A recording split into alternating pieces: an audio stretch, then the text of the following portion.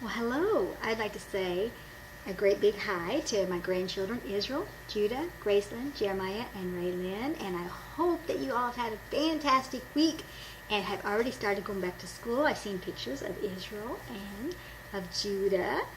Have a great year. And for all the rest of us, we have so much still to learn. And guess what? Last Monday was the total eclipse, right? I don't know if you was in the line where you could see it. But look at Mark and Sandy. They don't have the kind of glasses that a lot of people were getting, but PaPaw made for Mark this box that has a special way that you can look into it, where he punched a pinhole and had made another little, well, I'm going to tell you how to make one here in just a little bit if you don't already know. See right here? Is a piece of paper at the end, and I've never done one of these myself. And this box, does that look familiar? This is the box that had the shoes in it that Marisa got me for Christmas. So I still have that box. So anyway, we'll talk more about that in just a minute. But first, I want to read out of the dictionary what an eclipse is, just in case you don't remember. You should probably know this, but it's the partial or complete obscuring relative to a designated observer of one celestial body by another. You know that the sun is a celestial body and the moon is a celestial body.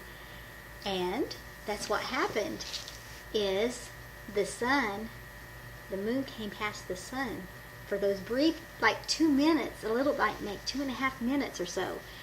But do you know what? That wasn't the only time there's an eclipse. There's been many, many eclipses.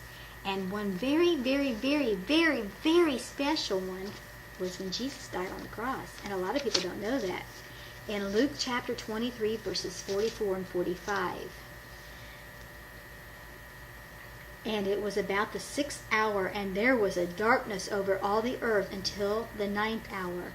And the sun was darkened, and the veil of the temple was rent in the midst. It was like an eclipse back then. When Jesus was on the cross, that was the most important. And if you boys and girls didn't get to see this one, there's a possibility in the year 2024, 7 more years, that there may be another one. But if you have the glasses, that's great. But if you want to try to make a box, now what it is, you don't look up at the sun with this. You shouldn't look at the sun because they say it can cause blindness. But you see how it is in this end of this box here? There's this opening here, and then there's this pin opening.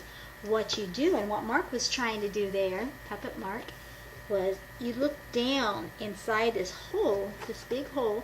You put your eye down there, and on that white sheet of paper down there, even though it's pitch black in here right now, when the sun, when it would shine through, it would come through that pinhole right there, and you would be able to see what was happening on that reflection on that white paper. And here's how to make a solar eclipse viewer in 5 easy steps. You cut a small hole about 1 inch across on one end of the shoebox near an edge. Step 2, you tape a piece of tinfoil over the hole. Step 3, using a pen or a needle, punch a hole in the center of the foil. Step 4, you tape a small piece of white paper to the inside of the box at the opposite end from the foil covered hole. The paper should be positioned so that light entering the box through the pinhole will hit it. This is where you'll look for the sun. Step 5, cut a 1 inch hole in a box near the image screen. Put that on a different side of the box. This is your viewing hole. It must be positioned such that you can look through it at an angle and see the image screen. When the time comes for the eclipse, hold the shoebox so that it lines up with its own shadow, demonstrating that it is aligned with light from the sun. Stand so when you look through the viewing hole, you can see a tiny bead of light on the image screen. That's the sun. During the eclipse, you'll see the shadow of the moon pass in front of the sun. So it sounds like fun. It sounds like a great experiment. So we have this here. We'll keep this. And if you're at my house in 2024, you could use that. And you could know more about it. But do you see what Sandy's holding? Oh, if you can't see what Sandy's holding, Sandy has some gum. It's called the Eclipse. I thought that was really neat. Yesterday when I was at Dollar General buying these pretty flowers behind her for my fall backdrop for our service here. I was looking for moon pies because some of my friends, they're teachers in schools, and they thought they passed out for refreshments during the solar eclipse, or right before it. They passed out little moon pies to all their students. You know, you can get those mini ones, 6 for $1 in those boxes. Well, I was looking for some at Dollar Tree. I know they have them at Dollar General, but I was looking at Dollar Tree, but instead I found this gum. And I don't chew gum, so PaPaw gets this. Mark and Sandy can't chew gum either. But I thought that was fun. But Mark and Sandy have a song here that they're singing today, and you boys and girls know this, because my topic of my devotional today is called The Message. I know I've been talking about the eclipse, but the real message in all that is Jesus is coming again. The message is the Bible is true, and we better be ready, because you know when he comes in those clouds of glory and calls his people home, it doesn't matter what happens in the earth after that. We know that as he is coming, there's going to be more and more signs in the heavens above and in the earth beneath. There's going to be fire and vapor of smoke, and there's going to be the sun's going to be turned to darkness, the moon into blood. There's a whole bunch of different things, and we've already had some what people call the blood moons, the red, when the moons are red.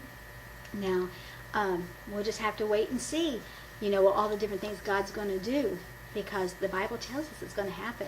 But we got to be ready to go, and that's the message. And the way to know the message is to have the truth of who Jesus is. You know that Jesus is the Father. He is the Son, and he is the Holy Ghost, and all these three are one. It's very important, and that's what Mark and Sandy are singing today. So you sing along with them.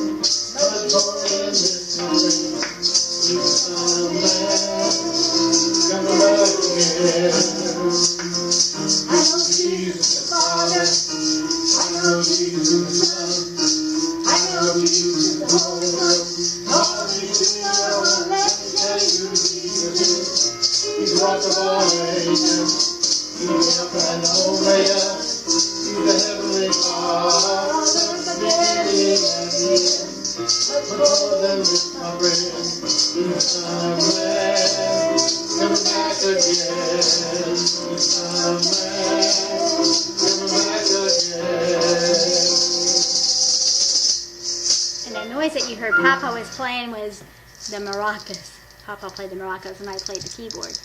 And that was Mark and Sandy singing for you. Let me tell you who Jesus is. And that's what our devotion is about today. So I love you, boys and girls. You have a wonderful, wonderful day. Bye-bye.